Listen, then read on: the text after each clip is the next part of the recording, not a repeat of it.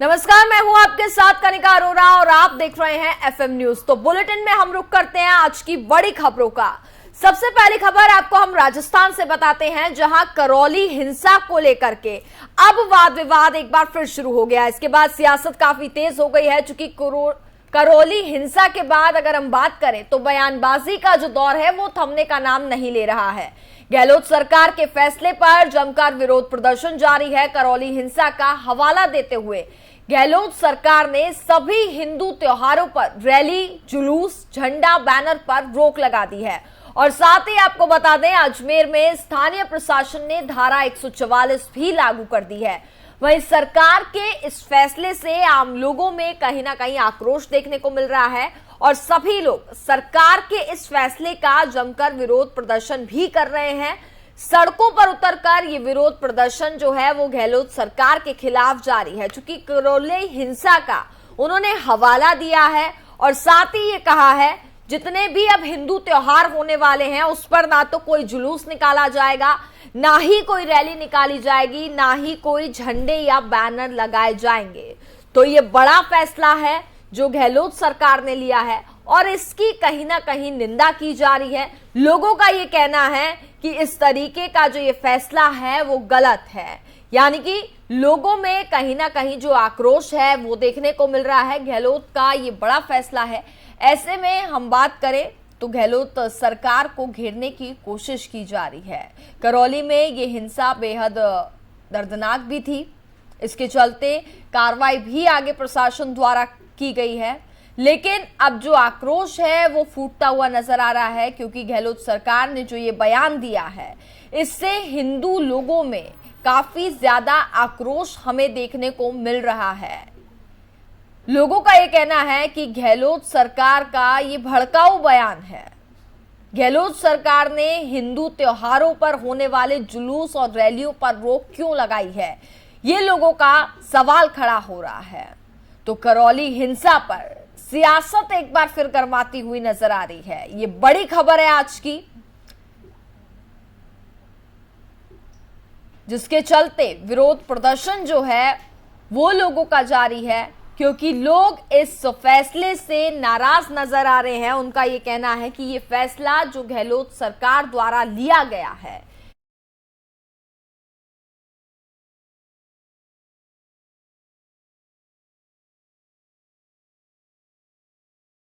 करौली हिंसा को लेकर के सियासत एक बार फिर से शुरू हो गई है, जिसके बाद अब वहां पर लोगों में काफी ज्यादा आक्रोश देखने को मिल रहा है और लोग इस फैसले का भी विरोध करते हुए नजर आ रहे हैं जो गहलोत सरकार ने लिया है। उनका ये कहना है कि ये फैसला जो सरकार द्वारा लिया गया है ये गलत फैसला है। और अजमेर में आपको बता दें कि स्थानीय प्रशासन ने धारा 144 भी लागू कर दी है और नाइट कर्फ्यू भी वहां पर लगा हुआ था।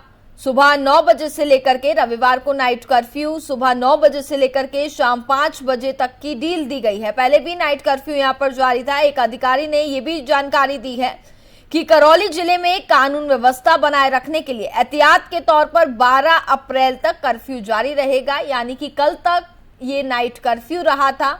नाइट कर्फ्यू पिछले कई दिनों से चल रहा था। और वहीं करौली जिला कलेक्टर राजेंद्र सिंह की बात करें तो उन्होंने कहा है कि शांति बैठक के बाद कर्फ्यू में सुबह 9 बजे से शाम 5 बजे तक की छूट दी गई थी। एहतियात के तौर पर 12 अप्रैल तक ये कर्फ्यू लागू रहा है। उन्होंने ये भी बताया कि जिले में शांति व्यवस्था कायम रखने के लिए हिंडौन ब्लॉक में 10 और 11 अप्रैल के लिए लगभग वहां पर 1100 लोगों को पाबंद भी किया गया था। तो करौली हिंसा के बाद बात की जाए तो लोगों में कहीं ना कहीं डर है, एक आक्रोश है जो देखने को मिल रहा है।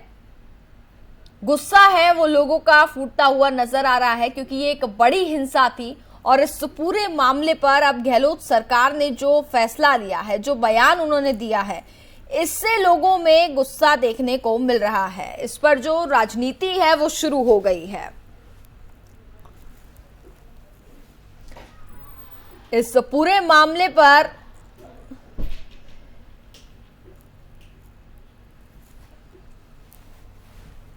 इस पूरे मामले पर तेजस्वी सूर्य का यह दावा है कि वो पीड़ितों से मुलाकात करेंगे और बीजेपी युवा मोर्चा के वह नेता हैं, उन्होंने कहा है कि इस पूरे मामले पर जो न्याय है वो दिलाएंगे। तो इस पर बयानबाजी का जो दौर है वो शुरू हो चुका है।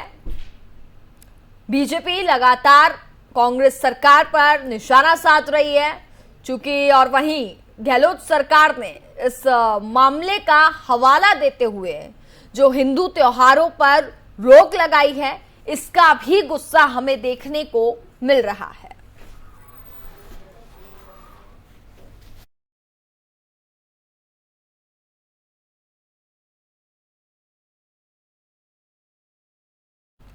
इटावा जिले में समाजवादी पार्टी के संरक्षक मुलायम सिंह यादव बीते कल अपने dream project Etawah safari park पहुंचे। बता दें कि करीब 1 घंटे तक उन्होंने सफारी का भ्रमण किया और अधिकारियों से कहा कि सफारी में ज्यादा से ज्यादा पर्यटक लाने का प्रयास करें। वहीं पूर्व सीएम मुलायम सिंह का पार्क के उपनिदेशक अरुण कुमार सिंह और क्षेत्रीय वन अधिकारी विनीत कुमार सक्सेना ने गुलाब के फूलों का गुलदस्ता देकर के स्वागत किया, जिसके बाद मुलायम सिंह ने हिरन और भालू की सफारी भी देखी और निरीक्षण करने के बाद विजिटर बुक में अपने भाव भी प्रकट किए। उन्होंने इटावा सफारी को देश की पहचान बताया और उप निदेशक से सफारी की भी जानकारी हासिल की।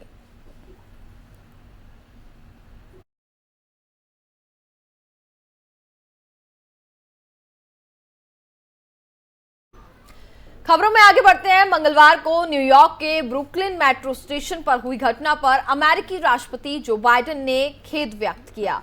उन्होंने कहा कि सामूहिक गोलीबारी की इस वारदात की जांच के लिए उनकी टीम न्यूयॉर्क के अधिकारियों के साथ संपर्क में है। हम साथ मिलकर जल्द ही वारदात के आरोपियों को खोज निकाल लेंगे। इसके साथ ही बाइडेन ने बताया कि उनकी टीम न्यूयॉर्क पुलिस आयुक्त और न्याय विभाग, FBI, NYPD के साथ मिलकर के काम कर रही है। हम न्यूयॉर्क पुलिस विभाग के अधिकारियों के साथ लगातार संपर्क में हैं। जैसे जैसे घटना की जांच आगे बढ़ेगी, वारदात की तस्वीरें भी साफ होती जाएंगी।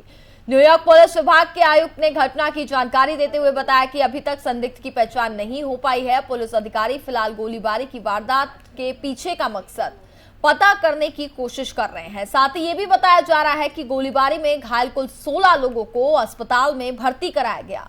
न्यूयॉर्क पुलिस के मुताबिक घायलों में 10 लोगों को गोली लगी है और साथ ही 5 लोगों की हालत भी गंभीर बताई जा रही है, लेकिन फिलहाल जो हालात हैं अभी स्थिर होते हुए नजर आ रहे हैं।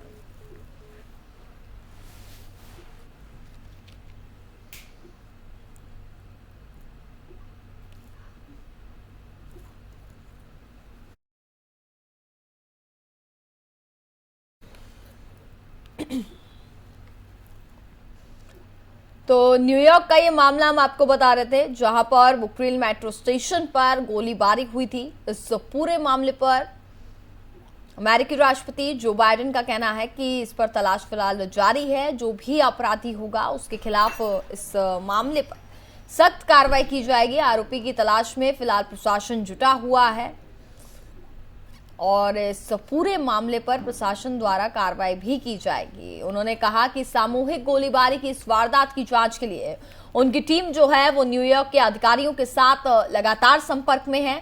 हम साथ मिलकर जल्द ही वारदात के आरोपियों को खोज निकाल लेंगे। बाइडेन ने बताया कि उनकी टीम न्यूयॉर्क पुलिस आयुक्त और न्याय विभाग, FBI, NYPD के साथ मिलकर के काम कर रही है। न्यूयॉर्क पुलिस विभाग के अधिकारियों के साथ लगातार संपर्क में है।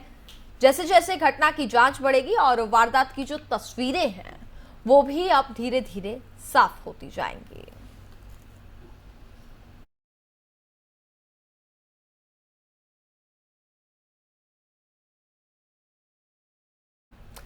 दिल्ली NCR के 3 स्कूलों में कोरोना वायरस के केस मिलने के बाद सनसनी फैल गई है। दरअसल गाजियाबाद और नोएडा के 2 स्कूलों में कोरोना के करीब 19 केस मिले हैं।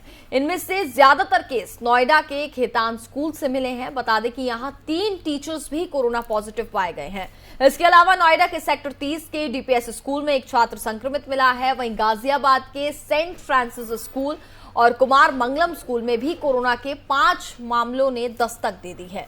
दोनों स्कूलों को 3 दिन के लिए बंद करने का फैसला लिया गया ताकि संक्रमण फैलने से रोका जा सके।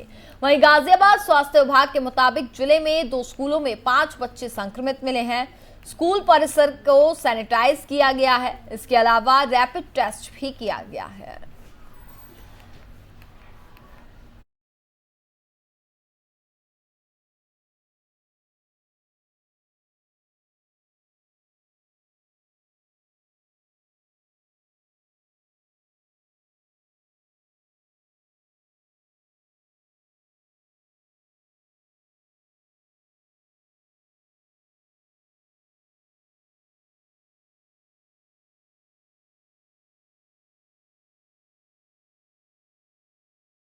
कोरोना के नए वेरिएंट की बात करें तो इसको लेकर के चिंता जो है वो बढ़ती हुई नजर आ रही है और साथ ही स्कूलों में जो कोरोना का संक्रमण है वो भी बढ़ता जा रहा है, जिसको लेकर के माहौल जो है वो कहीं ना कहीं गर्माता जा रहा है। कोरोना का कमबैक हो गया है, जिसके बाद नए वेरिएंट एक्सी ने चिंता बढ़ा दी है और स्कूलों में कोरोना के मामले अब सामने आ रहे हैं। उत्तर प्रदेश की अगर हम बात करें तो नोएडा और गाजियाबाद में स्कूलों में कोरोना के मामले सामने आए हैं, जहां पर 3 टीचर भी कोरोना पॉजिटिव पाए गए हैं और गाजियाबाद में 5 बच्चे कोरोना की चपेट में आ गए हैं, जिसके चलते दोनों ही स्कूलों को 3 दिन के लिए बंद कर दिया गया है, जिससे कोरोना संक्रमण ना फैले।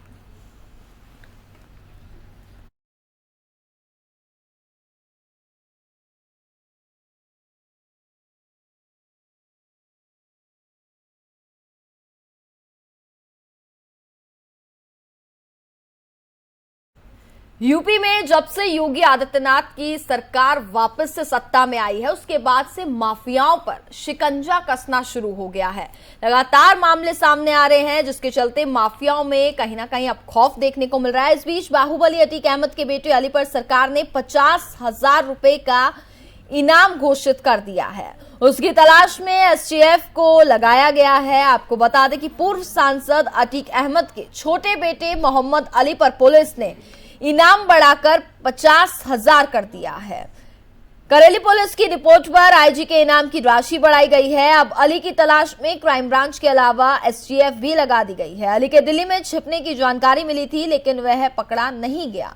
बता दें कि रंगदारी के जिस मुकदमे में उस पर इनाम की राशि बढ़ाई गई है, उसमें अन्य फरार आरोपियों पर 25,000 रुपए का इनाम भी घोषित है। तो वहीं अतीक के बड़े बेटे उमर पर भी 2 लाख रुपए का इनाम घोषित किया गया है। इस पूरे मामले पर हमारे साथ ज्यादा जानकारी के लिए हमारे संवाददाता नितिन जुड़ गए हैं, उनका हम रुख करते हैं। नितिन, जब से योगी सरकार सत्ता में वापस आई है, उसके बाद से माफियाओं अपराधियों में खौफ लगातार देखने को मिल रहा है और बुलडोजर बाबा की जो कार्रवाई है वो लगातार जारी है। ऐसे में अतीक अहमद की भी जो मुश्किलें हैं वो अब बढ़ गई हैं। बिल्कुल कनका जी, आपको बताना चाहूंगा कि जिस तरह लगातार अतीक अहमद पहले ही गुजरात में बंद है, उनके अलावा उनके दोनों बेटों पर उमर पर 2 लाख का इनाम घोषित हो चुका है। वहीं 50,000 का इनाम अली के ऊपर घोषित हो चुका है। क्यों घोषित हुआ ये मैं आपको बताना चाहूंगा। करेली थाना क्षेत्र जो कि प्रयागराज में है, वहां पर रंगदारी मांगने का आरोप लगा हुआ है। 5 करोड़ की रंगदारी वहां के जिसान जानू से मांगी थी, जिसको लेकर पुलिस ने इस पर कार्रवाई करी है और उनके साथ के जो लोग हैं उन पर भी 25-25 हजार का इनाम घोषित किया है। साथ ही साथ भगौड़ा भी घोषित कर दिया गया है। तो ये कहा जा सकता है कि अतीक अहमद की मुश्किलें और भी ज्यादा बढ़ती हुई नजर आ रही हैं। जिस तरह से उनके दोनों बच्चों पर इनाम घोषित हो चुका है और भगौड़ा घोषित हो चुके हैं, तो कहीं ना कहीं ये कहा जा सकता है कि 2.0 जो योगी सरकार है वह काम करने में सक्षम है और पूरी तरीके से भू माफियाओं के खिलाफ जितने भी दबंग है उनके खिलाफ हंटर चल रहा है उनका लगातार। और जिस तरह से जेल में बंद है अतीक अहमद, उसके बावजूद उनके जो बेटे हैं उनकी भी कहीं ना कहीं करतूतें सामने आ रही हैं, जिसका जवाब करेली पुलिस अब दे रही है। जी बिल्कुल, वहीं बात की जाए तो अन्य आरोपी जो है इस मामले में उनकी भी मुश्किलें बढ़ी हुई हैं। क्या इनके बारे में कोई जानकारी मिल पाई है? जानकारी ये भी मिली थी अतीक अहमद के एक बेटे दिल्ली में थे, लेकिन वो वहां से भी अब फरार बताए जा रहे हैं।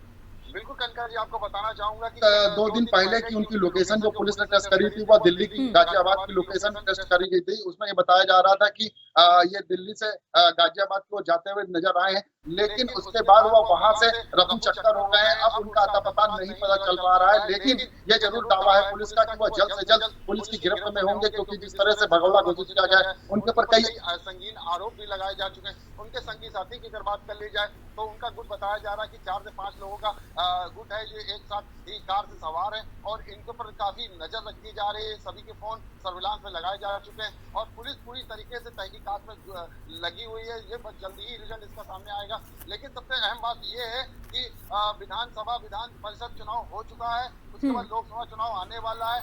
इसका सीधा असर क्या पड़ेगा, क्योंकि जो हालात अतीक अहमद के हैं, जेल में बंद है, उनको रिहाई नहीं मिल पा रहे हैं। कुछ ऐसा ही कई भूमाफियों के साथ हो रहा है। लेकिन जो योगी सरकार काम कर रही है, कहीं ना कहीं लोगों ने उसको पसंद किया है और जिस तरह से जिसान उर्फ जानू ने 5 करोड़ की रंगदारी का मुकदमा करेली थाना में दर्ज कराया है, उस पर ठोस कार्रवाई पुलिस कर रही है और जल्द से जल्द या पुलिस की गिरफ्त में आएंगे, ये देखने वाली बात होगी। बिल्कुल नितिन, देखा जाए तो योगी सरकार पहले से ही काफी ज्यादा सख्त नजर आ रही थी और सत्ता में एक बार फिर वापसी होने के बाद जो अपराधी हैं, भूमाफिया हैं, इनकी मुश्किलें और बढ़ती जा रही हैं। ऐसे में अतीक अहमद की अगर हम बात करें तो फिलहाल उनसे कोई बातचीत हो पा रही है, कोई बयानबाजी? बिल्कुल आपको कनका जी बताना चाहूंगा कि अतीक अहमद पहले ही परेशान थे। उसके बाद जिस तरह से उनके दोनों बेटे उमर के ऊपर अभी 2 लाख का इनाम घोषित है, उसके बाद अली जो उनके छोटे बेटे हैं उनके ऊपर 25 से 50 हजार का इनाम घोषित हो चुका है। तो कहीं ना कहीं वो जेल में काफी परेशान है और कुछ ना कुछ बयानबाजी जरूर करेंगे और नहीं करेंगे तो वो कुछ ऐसा करेंगे कि जिससे उनके बेटे को और उनके परिवार को किसी तरह की दिक्कत ना हो सके। क्योंकि जिस तरह से उनके घर पर पहले 2.0 का बुलडोजर चला, उसके बाद अब देखने वाली बात यह होती है कि जो उनके बेटों के साथ किस तरह की हरकत पुलिस करती है। क्योंकि जिस तरह से उन्होंने अपराध किया है वह बहुत ही संगीन अपराध माना जा रहा है कि रंगदारी मांगने का आरोप है और वहीं के 5 करोड़ की रंगदारी मांगी गई किसान जानू से। तो एक बहुत बड़ा अपराध है कि 5 बीघा जमीन को लेकर भी बात हो रही थी। 5 बीघा जमीन पर कब्जा करने की बात ये कर रहे थे। तो कहीं ना कहीं इसकी पूरी जांच चल रही है और जांच में अगर दोषी पाए जाते हैं तो सख्त से सख्त कार्रवाई होगी। जी बिल्कुल नितिन, चूंकि आप ग्राउंड लेवल से खबरें हमारे तक पहुंचाते हैं, इस पूरे मामले पर प्रशासन का क्या कहना है? इनाम तो उन्होंने घोषित कर दिया है, जब गिरफ्तारी हो जाएगी उसके बाद आगे क्या कुछ कार्रवाई इनके ऊपर की जाएगी? प्रशासन की तरफ से क्या कहना है? बिल्कुल कनका जी, आपको बताना चाहूंगा कि प्रशासन दोनों ही लगातार बैठक कर रहा है और उसमें जो लोग अपराधी हैं उनके ऊपर सख्त शिकंजा कसने की बात चल रही है। लेकिन सबसे अहम बात यह है कि यह अपराधी कितनी दूर पुलिस से जा सकते हैं और उन पर कब तक पुलिस शिकंजा कस सकती है, ये सबसे बड़ा पहलू रहेगा जिस पर प्रशासन और शासन की नजर है। और उनके साथ के जो लोग हैं उनको भी सर्च किया जा रहा है कि आखिर कौन कौन से लोग इसमें इन्वॉल्व है और उनकी क्या भूमिका रही है। जी हाँ, बिल्कुल नितिन, बहुत बहुत शुक्रिया आपका हमारे साथ जुड़ने के लिए।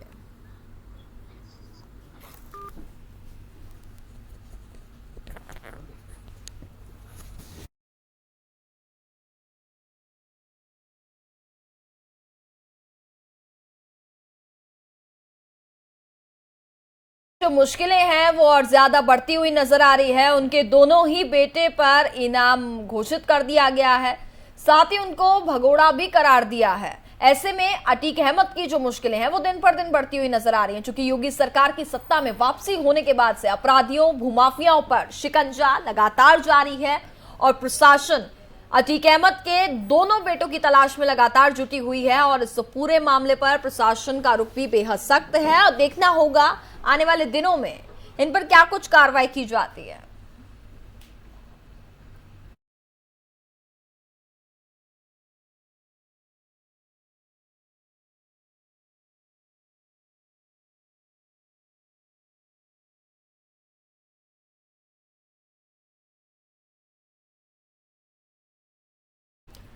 संयुक्त राज्य अमेरिका और भारत के बीच गहरे शैक्षणिक संबंधों पर प्रकाश डालते हुए अमेरिकी विदेश मंत्री एंटनी ब्लिंकन ने कहा कि 21वीं सदी की समस्याओं के समाधान के लिए साझेदारी बहुत महत्वपूर्ण है। भारत अमेरिका शिक्षा सहयोग के लिए हार्वर्ड विश्वविद्यालय में बोलते हुए ब्लिंकन ने कहा कि कम से कम 2 लाख भारतीय छात्र अमेरिकी विश्वविद्यालयों में पढ़ रहे हैं। उन्होंने कार्यक्रम के दौरान छात्रों और शिक्षकों के साथ बातचीत करते हुए कहा कि मुझे विश्वास है अमेरिका भारत रणनीतिक साझेदारी 21वीं सदी की समस्याओं के समाधान के लिए अत्यंत महत्वपूर्ण है। अमेरिकी विदेश मंत्री एंटनी ब्लिंकन ने हार्वर्ड विश्वविद्यालय के छात्रों, शिक्षकों और उनके नेतृत्व के साथ ही बातचीत में भी भाग लिया। ब्लिंकन और भारतीय विदेश मंत्री डॉक्टर एस जयशंकर ने भारतीय छात्रों, विद्वानों और शोधकर्ताओं के साथ बातचीत की, जिन्होंने संयुक्त राज्य अमेरिका में काम किया है।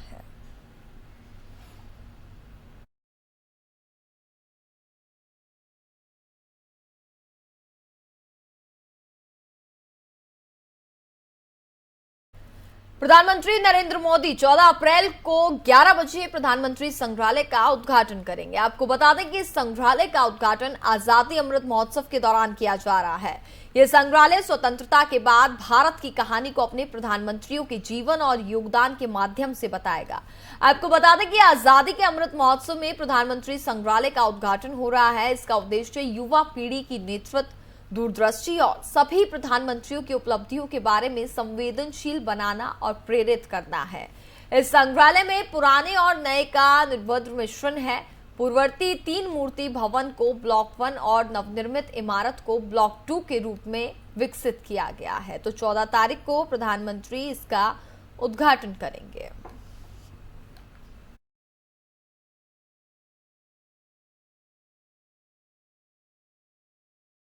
और इसी के साथ फिलहाल इस बुलेटिन में बस इतना ही। देखते रहिए FM न्यूज।